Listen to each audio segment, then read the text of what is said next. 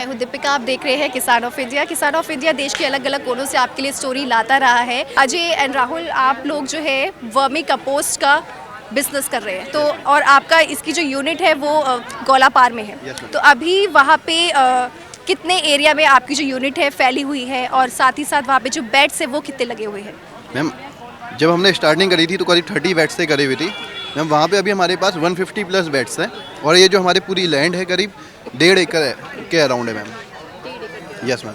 तो राहुल, मैं आपसे यहाँ पे पूछना चाहूँगी कि पिछली बार भी जब हम आए थे पंतनगर किसान मेला, तो उस समय आपका जो प्रोडक्शन था और इस समय जो प्रोडक्शन है उसमें कितना हाई हुआ है? वो चीज़ में क्या चेंजेस आए हैं? हमारा प्रोडक्शन अब 5 टाइम्स हो चुका है, और हमने समय के साथ मार्केटिंग करी, और उसके साथ साथ हमने किसानों को और लोगों को जागरूक करा जैविक खेती की ओर जाने के लिए। और अभी इस समय हम हल्द्वानी और उसके आसपास के एरियाज़ में सभी नर्सरीज़ में और खाद बीज भंडारों में हमारा प्रोडक्ट जो है, ये जो रिटेल में जाता है, जो वर्मी कंपोस्ट, वो हम प्रोवाइड करते हैं। और उसके साथ ही साथ हम किसानों को भी अलग अलग बल्क में जो देते हैं हम, वो किसानों को भी प्रोवाइड करते हैं। हमारा कुमाऊं क्षेत्र में भी जाता है, और अपना बाजपुर वाला जो एरिया है उधम सिंह नगर, उसमें भी हमारा जो है वर्मी कंपोस्ट वो जाता है जैविक खेती के लिए। एंड अजय, जैसे अभी राहुल ने यहाँ पे जो है मार्केट की बात करी, तो आपका अभी जो मार्केट है वो कहाँ कहाँ पे अवेलेबल है? मैम, लगभग 100% नर्सरीज और 100% खाद बीज भंडार जो हल्द्वानी की हैं उसमें हमारे प्रोडक्ट अभी हैं। मैम, बाजपुर के जो किसान हैं वो भी हम पे भरोसा करते हैं, क्योंकि एक बार लिया, क्वालिटी मिली, तो मैम लगभग वहाँ भी अच्छा माल हमारा जाता है बाजपुर रुद्रपुर में। और जो हमारी सबसे मेन मार्केट है वो है पदमपुरी, ओखलकांडा, इस बेल्ट की, जो जहाँ वहाँ पे हो रहा है फ्लोरिकल्चर। तो मैम एक कुछ कस्टमर्स वहाँ पे बहुत अच्छे हैं। और मैम दूसरे हमारी मार्केट है मुक्तेश्वर, नथवा खान, ये वाली बेल्ट में, जिसमें एप्पल ऑर्चर्ड्स बहुत सारे हैं। तो मैम ये हमारी मार्केट है। और ऊपर को मैम ऑर्गेनिक टी स्टेट्स है, वो हमारी मार्केट है मैम मेन। तो अजय, अभी आप कौन कौन से जो प्रोडक्ट है वो तैयार कर रहे हैं जो फार्मर्स हैं उनके लिए? जी मैम, हमने मैम स्टार्टिंग में वर्मी कंपोस्ट निकाला था ये। इसके बाद हमने मैम एक पैकेजिंग चेंज करने के साथ साथ इसको हमने नीम के साथ एनरिच किया। मैम अब हमारा तीसरा प्रोडक्ट अभी आया हुआ है, जो हमने इस किसान मेले से ही स्टार्ट किया हुआ है। यह है मैम वर्मी वॉश। यहाँ पे एक और जो प्रोडक्ट है लॉन्च किया है अजय और राहुल ने, जो इसी किसान मेले में लॉन्च हुआ है, ये है वर्मी वॉश। राहुल, मैं आपसे जानना चाहूँगी ये वर्मी वॉश जो प्रोडक्ट है वो क्या है, किस तरह से फार्मर्स के लिए यूज़फुल होगा? तो जैसे जो हम फर्टिलाइज़र बनाते हैं, ऑर्गेनिक फर्टिलाइज़र जो कि वर्मी कंपोस्ट होता है, वो ये होता है, और ये जो प्लांट्स होती हैं उनकी रूट के लिए काम करता है। और जो ये वाला प्रोडक्ट है, ये अर्थ फॉर्म्स का निचोड़ होता है, अर्थ फॉर्म का एक्सट्रैक्ट होता है, और उसको हम नीम के साथ ट्रीट करते हैं। ये पत्तियों में छिड़काव किया जाता है। इससे पेस्टिसाइड वाले गुण भी आते हैं और फर्टिलाइज़र वाले गुण भी आते हैं। पूरा बॉडी जो होती है, प्लांट की बॉडी जो होती है, उसको इनरिच करता है, और उसको एज अ टॉनिक की तरह भी करता है। और पेस्ट रिपेलेंट प्रॉपर्टीज़ भी हैं इसमें। जैसे हम बॉडी में अपने ओडोमॉस लगाते हैं मॉस्किटोज से बचने के लिए, वैसे ही पेस्ट से बचने के लिए ये एक तरीके से ओडोमॉस का भी काम करता है और पेस्ट रिपेलेंट का भी काम करता है। जो आपकी प्रोडक्ट है ना, तो इसकी यूएसपी क्या है, खासियत क्या है वर्मी कंपोस्ट की? मैम ये 100% ऑर्गेनिक है। मैम चाहे उत्तराखंड की गवर्नमेंट का हो, चाहे सेंट्रल गवर्नमेंट का हो, सबका सिर्फ एक मकसद है कि उत्तराखंड को जैविक बनाना है, या तो जैविक और प्राकृतिक खेती की तरफ ले जाना है। तो मैम इसके लिए सबसे मेन वो क्या कर रहे हैं कि सब्सिडी कम कर रहे हैं यूरिया, डीएपी और बाकी केमिकल खाद में। तो मैम इसका ये केमिकल खाद का सिर्फ एक अल्टरनेट ऑप्शन है, वो है ये हमारी वर्मी कंपोस्ट जैविक खाद। तो मैम इसमें हर चीज़, मैम ये एक तरीके से प्लांट्स के लिए भोजन थाल है, कंप्लीट भोजन थाल।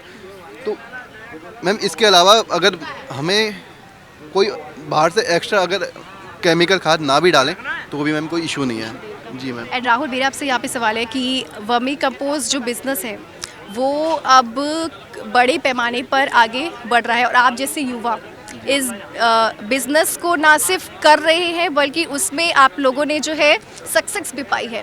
तो इस बिज़नेस को आप किस तरह से देखते हैं रोज़गार के नज़रिए से, एंड युवाओं को आत्मनिर्भर बनाने की, और ये जो बिज़नेस है वो किस तरह से यूज़फुल है, फ़ायदेमंद है उनके लिए? पहली बात तो आप अपने जो हमारी जो सॉइल है उसका संरक्षण करते हैं इसके ज़रिए, और इसको हम लोगों तक पहुंचाते हैं और इससे हमें हमारे साथ और भी युवा जुड़े हैं, हमारे कई मित्र बन चुके हैं। और हमने साथ ही साथ जो एक वर्मी कल्चर होता है, वर्मी कल्चर में वर्म्स भी आते हैं, तो हम नई नई यूनिट्स लगाते हैं और लोगों को प्रेरित करते हैं कि आप ये बिज़नेस अपनाएं और इसमें मार्केटिंग और ये सब चीज़ें हम भी हेल्प करेंगे और आप अपनी तरफ से भी प्रयास करें। और ये जो ऑर्गेनिक फर्टिलाइज़र है इसका प्रचार प्रसार करें और लोगों तक पहुंचाएं। हम जितना कर सकते हैं उतना करते हैं, उसके साथ साथ हम एक क्लस्टर टाइप का बना रहे हैं लोगों के साथ और नई नई यूनिट्स लगा के हम एक पूरा ऑर्गेनिक क्लस्टर बनाने की कोशिश कर रहे हैं और कुछ समय में हम कर लेंगे। अभी हमने 1-2 यूनिट लगा चुके हैं और हमें प्रायर ऑर्डर्स भी आ रहे हैं इसके, तो हम एक क्लस्टर बनाने की कोशिश कर रहे हैं, पूरा एक ऑर्गेनिक क्लस्टर। एंड अजय, जैसे अभी एक वर्मी कंपोस्ट तैयार होने की जो पूरी एक साइकिल होती है, तो एक जो उसकी साइकिल है, तो उसमें आपके वहाँ जो प्रोडक्शन है वो कितना हो जाता है?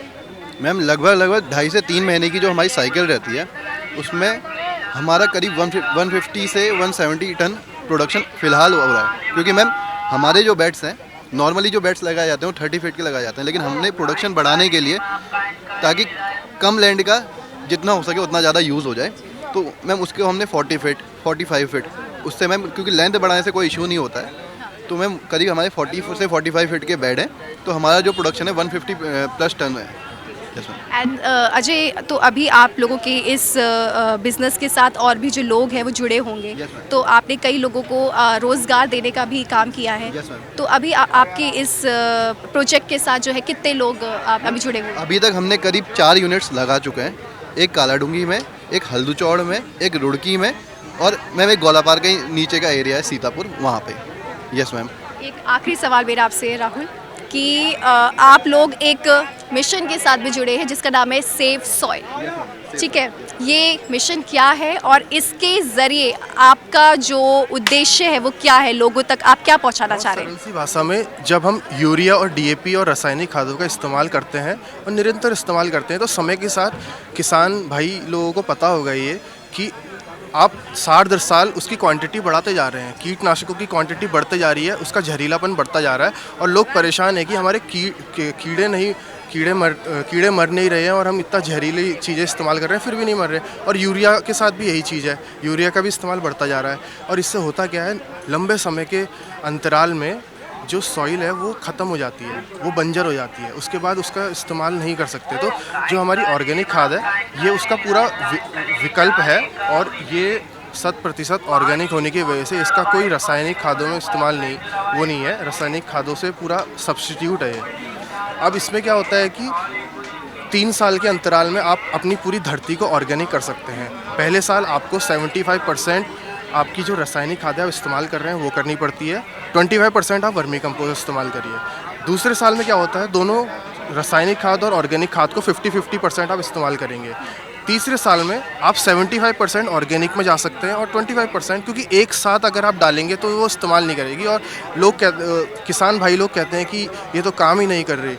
धीरे धीरे आपको उसको जहर मुक्त करना होगा। जैसे नशा मुक्ति केंद्र में अगर कोई आदमी जाता है तो वो एक दिन में सही नहीं होता, उसको एक अंतराल से गुजरना पड़ता है, उसके बाद उसके नशा मुक्त होता है। वैसे ही हमारी जो रासायनिक खादों से जो हमारी भूमि जो वो हो चुकी है, नशीली हो चुकी है, उसको भी छुड़ाने के लिए 3 साल का अंतराल लगता है। चौथे साल से ऑर्गेनिक होती है और इसी कारणवश हमारी जो गवर्नमेंट है वो भी 3 साल के बाद ही ऑर्गेनिक सर्टिफिकेट प्रदान करती है।